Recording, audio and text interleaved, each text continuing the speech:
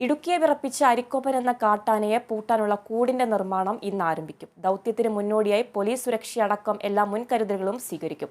കാട്ടാനയെ പിടികൂടി കൂട്ടിലാക്കാൻ 30 അംഗ സംഘം ഈ മാസം 16-ന് ഇടുക്കിയിലെത്തും. വയനാട് ദ്രുതകർമ്മസേന തലവനും ചീഫ് വെറ്റിനറി സർജനുമായ ഡോക്ടർ അരുൺ സക്രിയുടെ നേതൃത്വത്തിൽ 26 ഉദ്യോഗസ്ഥരാണ് എത്തുന്നത്. 4 കുങ്കിയാനകളും ഉണ്ടാകും. അരിക്കൊമ്പൻ ദൗത്യത്തിന് ശേഷം മറ്റ് കാട്ടാനകളായ ചക്കക്കൊമ്പനെയും മൊട്ടവാലനെയും പിടികൂടുന്ന കാര്യത്തിലും തീരുമാനമാകും. അതേസമയം ഇടുക്കി ജില്ലയിലെ വന്യജീവി ആക്രമണങ്ങൾ തടയുന്നതിന് ശക്തമായ നടപടികൾ സ്വീകരിക്കുമെന്ന് മന്ത്രി എ കെ ശശീന്ദ്രൻ കഴിഞ്ഞ ദിവസം തേക്കടയിൽ ചേർന്ന അവലോകന യോഗത്തിൽ പറഞ്ഞു.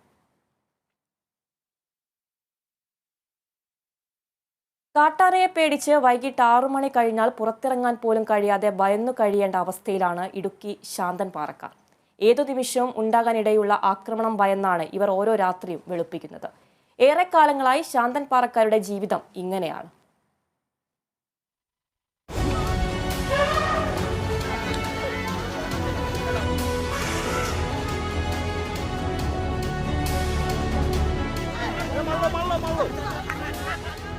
അരിക്കൊമ്പൻ, ചക്കക്കൊമ്പൻ, മുറിവാലൻ കൊമ്പൻ എന്നീ കൊമ്പന്മാർ ശാന്തൻ പാറക്കാരുടെ ഉറക്കം കെടുത്താൻ തുടങ്ങിയിട്ട് കാലമേറെയായി. മിക്ക രാത്രികളിലും വീടുകൾക്ക് നേരെ ആനയുടെ ആക്രമണം പതിവാണ്. മതികെട്ടാനിലെ ഏറ്റവും അപകടകാരിയായ ഒറ്റയാൻ അരിക്കൊമ്പനാണ് ഇതിൽ ഏറ്റവും അക്രമങ്ങൾ നടത്തുന്നത്. അരിക്കൊമ്പന്റെ അക്രമങ്ങൾക്ക് സ്ഥിരമായി വേദിയാകുന്ന പ്രദേശമാണ് പന്നിയാർ എസ്റ്റേറ്റ്. കഴിഞ്ഞ ദിവസങ്ങളിലും മേഖലയിൽ അരിക്കൊമ്പൻ ആക്രമണം നടത്തി. ഇഷ്ട ആഹാരമായ അരി തേടിയാണ് ആന പതിവായി പന്നിയാറിലെത്തുന്നത്.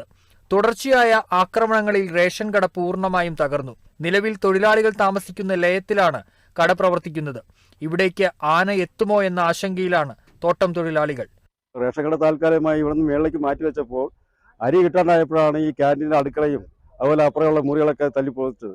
எனக்கு அங்கிட்டு ஓட முடியல, இங்கிட்டு ஓட முடியல. லாஸ்ட்டாக ஒரு நிவர்த்தி இல்லாமல் அந்த பக்கம் உள்ள வாதில் உடச்ச உடனே நேராக வேறு மார்க்கம் இல்லாமல் நான் வெளியே விட்டேன். வெளியே உடனே என் பின்னாடியே வந்துச்சு யானை. நான் പൊളച്ചത് മറുപൊളപ്പ്.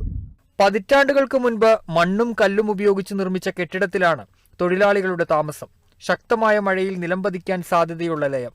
എങ്ങനെ ആനയുടെ ആക്രമണത്തെ അതിജീവിക്കുമെന്ന ആശങ്കയിലാണ് ഇവിടെയുള്ളവർ. സുരക്ഷിതമായ താമസ സൗകര്യമൊരുക്കാൻ സർക്കാരും കമ്പനിയും നടപടി സ്വീകരിക്കണമെന്നാണ് നാട്ടുകാരുടെ ആവശ്യം. Kerala vision news, Idukki.